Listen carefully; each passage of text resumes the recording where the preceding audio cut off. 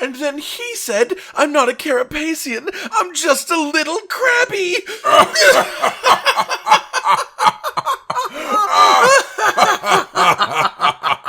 I don't get it. What? I don't get the joke. Oh, right, you've been in the New World for 40 plus years. Ladies, gentlemen, and monsters of all ages, welcome one and all to your weekly dose of docile fun as I relinquish the contents of this content to the minds of you all. Yes, it is time for another wondrous list constructed from your votes, your opinions, and your biases. This is a community list, and today's topic just happens to be a bit non-specific. The top 5 types of Wyvern in Monster Hunter, though realistically it's the top 5 types of monster rather than only wyverns, but it's much harder to get across the context of what I mean by just saying that. Like, that could mean blue monsters, or chunky monsters, or monsters with fur. This isn't quite that. Not quite.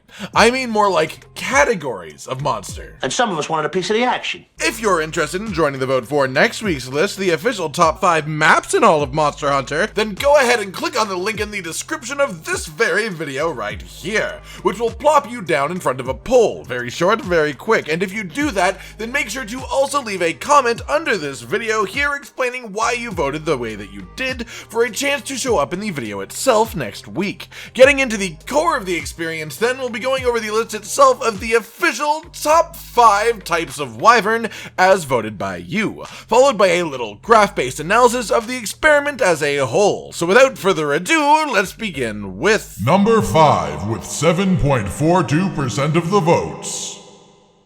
Look, up in the sky, it's a bird! It's a plane! Flying Wyvern. I chose the Flying Wyverns for the reason that I believe it is the poster child of Monster Hunter as a whole. I believe that the Flying Wyverns have the biggest diversity in monsters, except Elder Dragons, because thought's cheating, be it a monster that heavily relies on its flying abilities to another who doesn't even have wings anymore. A good example would be a Cantor, Kazoo, Gravios, and Rathalos. All of these monsters have unique abilities and fighting styles, yet they're all flying wyverns. This one is both surprising and unsurprising in the way that I totally expected to see flying wyverns somewhere up here, but 5th? Okay then, alright then, whatever you say guys, yeah, it's the poster child of Monster Hunter. There are a million of them with such ridiculous diversity between them, and the literal series flagship itself is Rathalos, who is a flying wyvern. In fact, the majority of Elder Dragons are just the shape of a flying wyvern but with an extra set of legs. So realistically, if you like a monster with wings in this game, you like at least the general idea of flying wyverns, and those were a great 4 that you mentioned, but I would also stick Diablos in the mix as a 5th pillar to represent how different these creatures really are from each other. Everything from brutish physical ground and underground based attacking to agile flying above the battlefield shooting down fireballs, all the way to creatures that have things called wing arms. Not even wings, not regular arms either, just wing arms. There's just so much goodness to be had in here. Number 4 with 10.22% of the votes.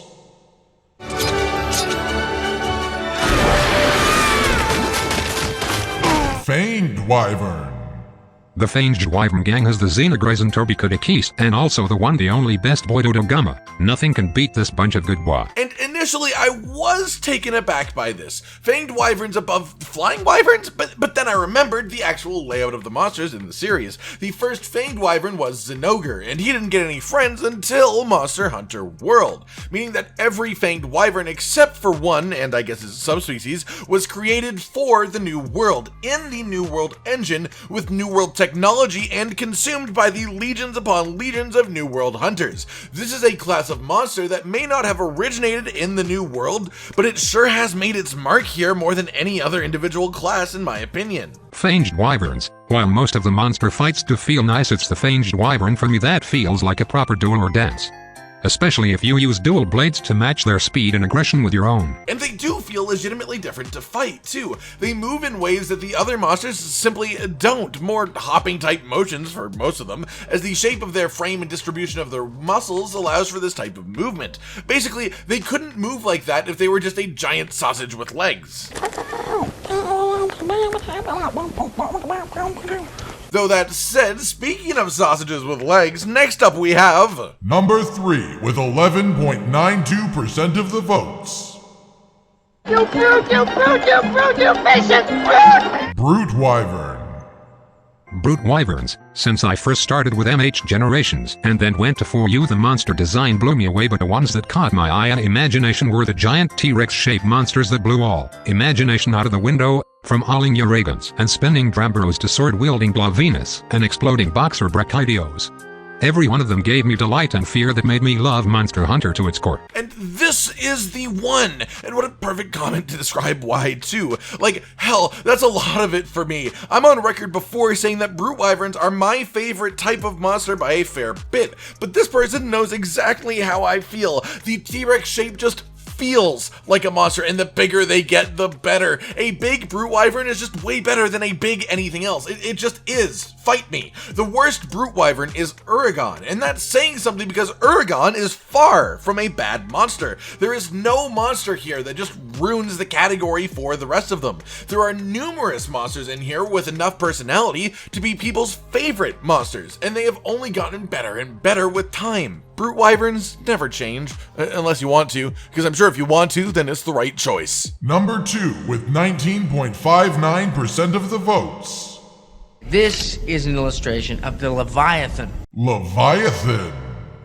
Leviathans definitely are my favorite monster type. They encapsulate such a realistic reptilian look without sacrificing any of their majesty. It's just so typically Monster Hunter.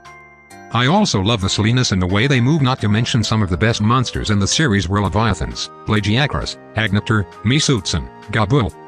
Tri was my first and only Monster Hunter game before World, so I might be a little biased. And whoa, hello there. A surprise, to be sure, but a welcome one. A monster type that has absolutely zero representation in the new world that is not what I would peg to be number 2. But not only are you number 2, you beat number 3 by a pretty damn large margin too, which in a voting block dominated by new world players is extremely impressive. It really says a lot. Part of that may be eased by the fact that we were teased with Legiacris, told that he was originally planned for the game and mostly created, but they just couldn't make the Leviathan skeleton quite work in the new engine for whatever reason. And he, along with the likely Ignactor, who would have gone to the Elder's Recess instead of Levisioth, were axed from the game. A true tragedy, especially considering how iconic these two monsters are by themselves, not to mention all the rest of the amazing and wonderful Leviathans that there are. Personally, I love when the body shapes start getting funkier.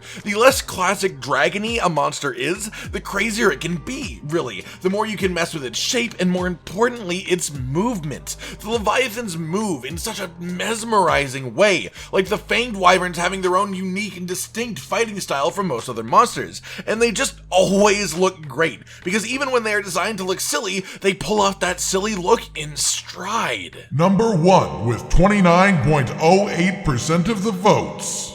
I'm too old for this shit. Elder Dragon.